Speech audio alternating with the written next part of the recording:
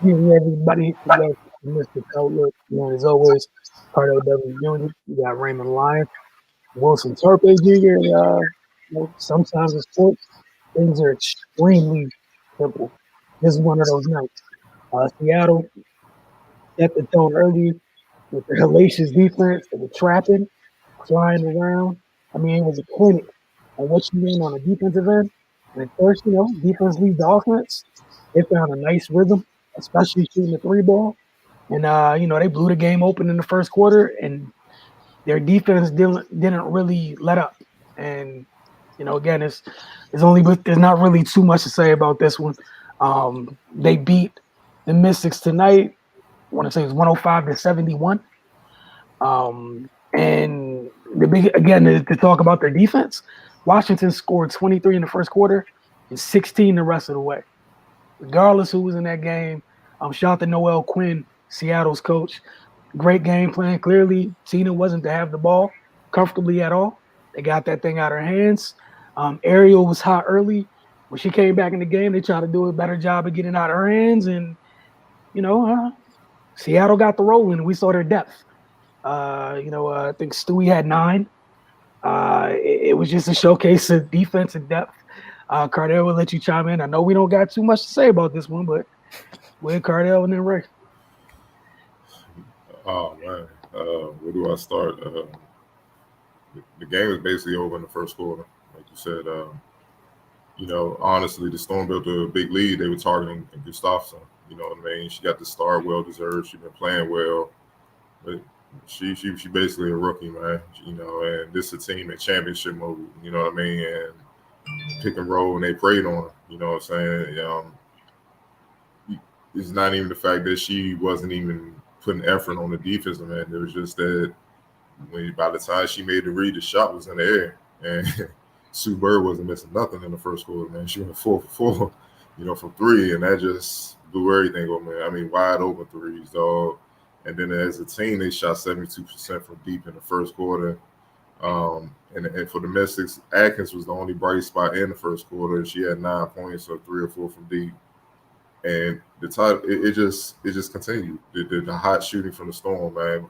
At halftime, they were shooting 10 for 14 from the field, man. I mean, from deep. That's 30 points from 3. You know what I'm saying? I mean, they pretty much played a flawless game. And I know the Mystics are walking wounded or whatnot, whatever have you, but they're still professionals. They still got to play. Seattle did it all, man. Like, I think this is the first game, honestly, in WNBA and NBA where I'm looking at the plus minus, and I don't really look at it too often, but I'm just looking. Mm-hmm. The entire Mystics roster is in the negative. No one is in the plus, dog. And meanwhile, the Seattle, every player is in the positive. Is in the plus, in the plus minus. Like, I've never seen that. That just tells you how dominant Seattle was. I gotta give Gustafsson credit, man. She kept competing. The game was a blowout. She came in, she competed. 12.8 rebounds. Like I said, man, she for me, I know I'm not the GM or coach, but for me, she earned the roster spot going into the next season. She's played hard. She stayed ready, no matter how many minutes she got. If it's 3 minutes, if it's 12 minutes, if it's tonight she got 21, she got to start. She stayed ready. She produces, and the experience is going to be valuable for her going into the off season. Which, like Wilson, you keep saying, changing the body, changing the skill set. The game plan for the Storm was just easy, man. We're gonna focus on the 2 Olympians, and there's somebody else to beat us. We don't think they're even close to being able to beat us, and they were right. Uh, it it was just a bad showing, man. This just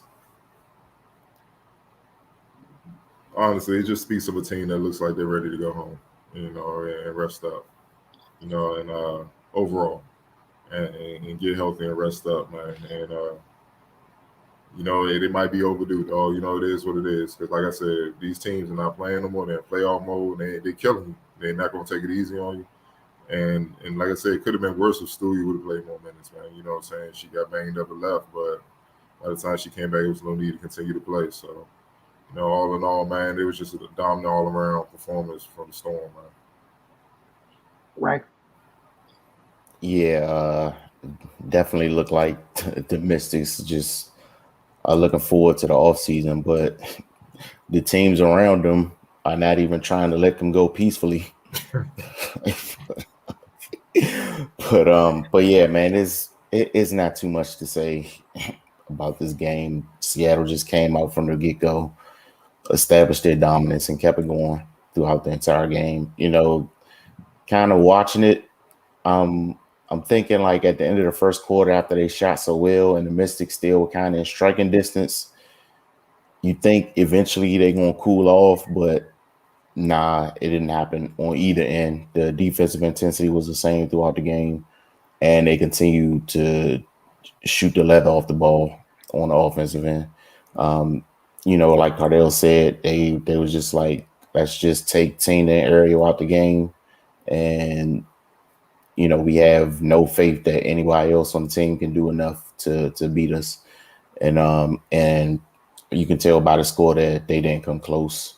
I think Zealous led them in scoring, and they won by 34. So that tells you everything you need to know about this game. But yeah, man, Seattle, to be honest, they were probably looking forward to this game because they have been struggling a bit, and they are coming off a win against the Liberty, and they were probably looking at the Liberty how they were looking at the Mystics, a struggling team that they can kind of use to regain their footing and get back on track, and they did. Last game against the Liberty, Stewie had a breakout game, and then tonight she got hurt, but as a team they just performed really really well. So, they're looking to, to kind of climb up a little bit in the standings themselves, and they're just taking advantage of their opportunities. But yeah, man, the Mystics, they're probably exhausted. This season has been frustrating like no other, and like Cardell said, they just want to get to the finish line and go ahead and look forward to 2022. Yeah. Again, I don't really have too much to add. Everything that happened was there. Anybody watched the game, you know what it was. As for Washington, Cardell, I think you already mentioned this a couple games ago. These are the ones where it's kind of easy to flush versus some of the ones where they're kind of close. And you kind of trick it away late. You flush this one. It should be very easy to flush this one, and get ready for Friday. It is what it is. And despite all of this, like you guys mentioned, the three teams they're in that crazy race with for eighth, nobody's really creating great separation from the other. So we'll see what happens. But again, big win by Seattle. They did what they were supposed to do.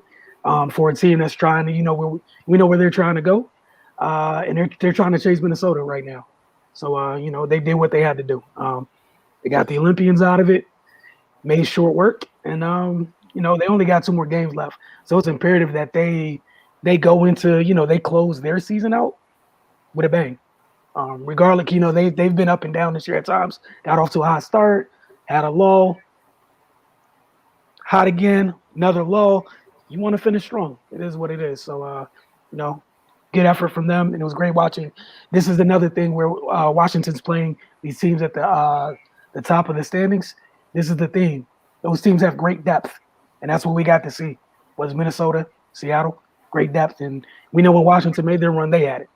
So it's kind of a key ingredient. And we'll see you guys later this week. Y'all have a great evening. Don't forget, go to Uzanas.com and then thefocustv.com.